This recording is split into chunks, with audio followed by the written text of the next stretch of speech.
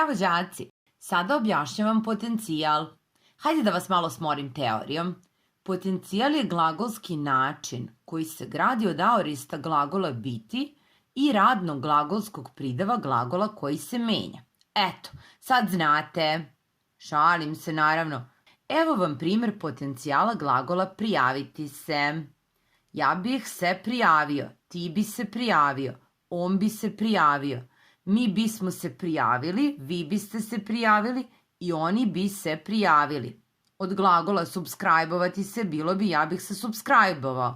Od lajkovati bilo bi ja bih lajkovao, naravno. Potencijal je ličan glagolski oblik, zato što, kao što vidite, razlikuje lica.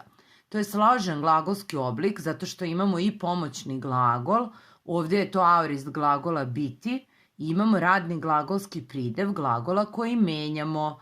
Potencijal može da razlikuje, dakle, lice, prvo, drugo, treće, može da razlikuje broj, jedninu i množinu, i pošto je ovo složen glagolski oblik, on može da razlikuje i rod, muški, ženski i srednji.